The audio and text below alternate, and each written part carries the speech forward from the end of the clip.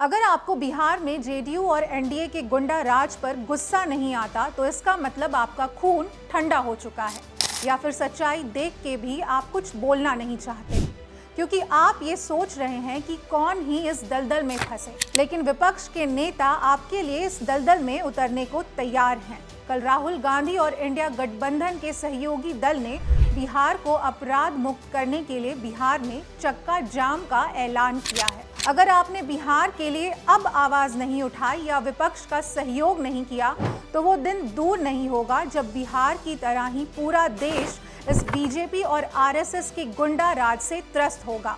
बिहार की double engine की सरकार में अपराधी छुट्टा साड़ हो चुके हैं और जनता डर के साए में जी रही है। अगर हम सिर्फ बीते 2 से 3 दिन के भीतर के अपराधों की बात करें तो बिहार की राजधानी पटना में बड़े बिजनेसमैन और बीजेपी नेता गोपाल खेमका की उनके घर के बाहर ही गोली मारकर हत्या कर दी गई। इस घटना के कुछ ही देर बाद पटना में ही एक स्कूल संचालक को बीच सड़क पर गोली मारकर हत्या कर दी जाती है। पूर्वी चंपारण में भी बदमाशों ने अजय और राजेश राय नाम के 2 भाइयों की तलवार से हत्या कर दी। बेतिया में बदमाशों ने एक व्यक्ति को पहले कुदाल से काटा, फिर ट्रैक्टर से कुचल कर मार डाला।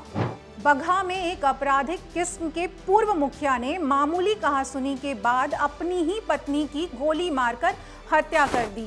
और कल पूर्णिया में एक ही परिवार के 5 लोगों की जिंदा जलाकर हत्या कर दी गई। पहले सभी को बेरहमी से पीटा गया, फिर उन्हें जिंदा जला दिया गया। मुजफ्फरपुर में ही बैंक से 11 लाख की लूट की गई।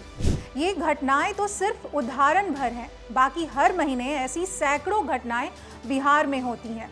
अब जरा सोचिए, जिस राज्य में बीजेपी और नीतीश की सरकार हो, उसी पार्टी के नेता सुरक्षित नहीं, वहां आप और हम जैसे आम नागरिक कैसे सुरक्षित? क्या नीतीश कुमार की सरकार और उनकी पुलिस का डर अपराधियों के भीतर है ही नहीं?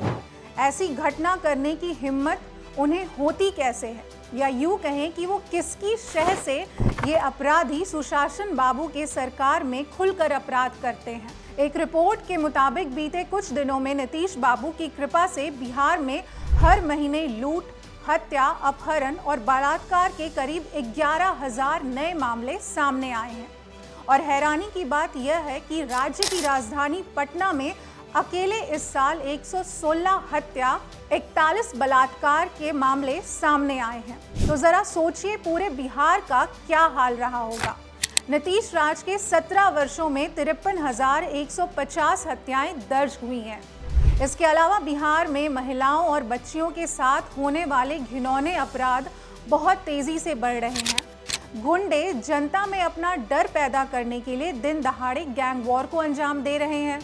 आपको दिन दहाड़े आरा के तनिष्क शोरूम से 25 करोड़ के हीरे सोने के गहने लूटने की घटना तो याद ही होगी।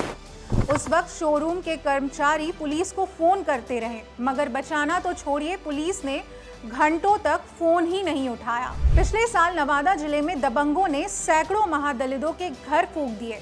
दबंगों ने खुलेआम दिन दहाड़े सैकड़ों राउंड गोलियां चलाकर गरीब महादलितों को मारा और पीटा। आज महीनों बीतने के बाद भी किसी पीड़ित को न्याय नहीं मिल पाया। कौन भूल सकता है मुजफ्फरपुर बालिका गृह कांड के कलंक को, जिसके कारण बिहार पूरी दुनिया में बदनाम हुआ, जहां सैकड़ों नाबालिग बेटियों के साथ घिनौना कुकर्म किया गया। सरकार में शामिल लोगों के करीबियों ने ही छोटी छोटी बच्चियों का यौन उत्पीड़न किया, उनके साथ अत्याचार किया। आज बिहार में हर रोज पुल गिर रहे हैं। बिना नदी और नहर के खेत में पुल बनाकर जनता के पैसों का दिन दहाड़े बंदरबाट किया जा रहा है। सड़कों, स्कूलों और अस्पतालों की स्थिति देखकर लगता है कि क्या यही वो बिहार है जिसकी कल्पना हमने की थी। कहने को बिहार में शराब बंदी है, मगर मजदूरों से लेकर सरकारी दफ्तरों के अधिकारी बाबू सब शराब के नशे में टुन रहते हैं। बिहार के हर ब्लॉक में शराब माफियाओं का बोलबाला है। पैसा कमाने के चक्कर में बेरोजगार युवा अपराधी और तस्कर बन गए हैं। थाना, पुलिस, अदालत सब इन अपराधियों के फेंके टुकड़ों पर पल रही है। आज बिहार में ना महिलाओं, बेटियों की इज्जत सुरक्षित है, ना व्यापारियों का धंधा और बिजनेस। बिहार की जनता को खुद नहीं पता कि कब उनके साथ कौन सी घटना घट जाए। बीते 10 सालों में नीतीश ने बिहार को यही सौगात दिया है। लेकिन अब वो समय आ गया है कि हम बिहार के इस नाकाम और करप्ट सरकार से सवाल करें कि आखिर कब तक बिहार की इस पावन धरती को आपराधिक गतिविधियों से लहूलुहान होने देंगे।